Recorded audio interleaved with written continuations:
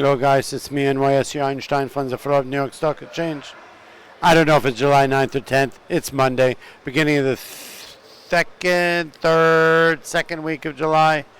We're just starting to get into the meat of it, but there's not that much going on.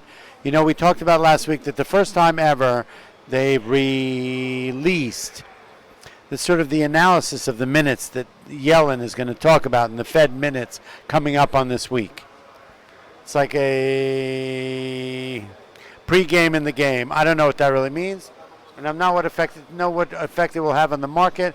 But let's say Dow Jones Industrial Average off an odd lot, 5 points at 21,400. With all the things going on in the world, around the world, with the accusations of the U.S. and Trump and Russia, which I wish they would just throw out, because enough is enough already. Whether they did or they did is wasted time and energy. If they did, they did. If they didn't, then it's crazy. Otherwise, why are we wasting that time? We've got a health care bill we got to come together. Whoever bill it's going to be. Now, apparently, it's dead in the water. That's putting pressure. I've noticed that we've got banks are up, financials are up, double digits across the board since the election.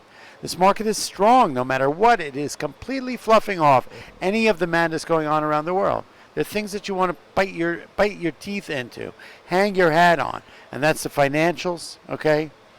That's this market, that's corporate earnings, that's low interest rates, net, low interest rates, even up where they are now. These are low interest rates. Free money coming into the marketplace, fulfilling the prophecy of it all. It's not an easy market to trade. Trust me. Market doesn't always cooperate. You've got the drag in the market by oil, some of the drag in the market by some NASDAQ and tech stuff. But you've got, a healthy market is a market that reallocates money, that moves money around, that takes money out of one sector and goes into the other. People are making money, come out of some and go in the other. There's overperformers and underperformers. That's how markets work. That's what you should be doing.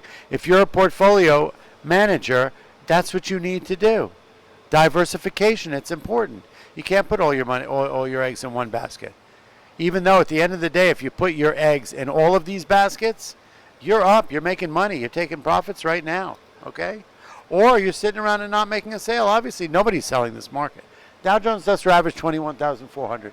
The S&P actually up on the day 20 points. The Russell off a little bit. So a little bit of selling in small cap, a little bit of pressure on oil this morning. That sold the market off because the market did sell off in the morning, right? It opened down. And then we had a steady trend the rest of the day. Oil reversed, broke through the 44 level, on its way back up.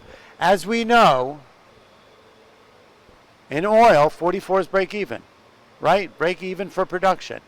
So we're seeing, there's a lot of news about overproduction over there, overproduction over here, lack of interest on the buy side from the consumer in a big way. But net, at the end of the day, if I'm a producer and oil's trading at 44, I'm a buyer. That's kind of my interpretation of what's happening here. So every time oil gets to this level, it finds support. It finds support in that way, in my opinion. Anyway, net, lackluster day, not that interesting. Financials are okay. Oil rebounded nicely. Gold up 4. Market basically flat with the S&P up. That's all I got to say. I can't overanalyze this today. I don't want to just give you headlines that make no sense. Tomorrow's another day. Let's keep it on. Keep it real. Keep it with Einstein. Keep it on the NYSE.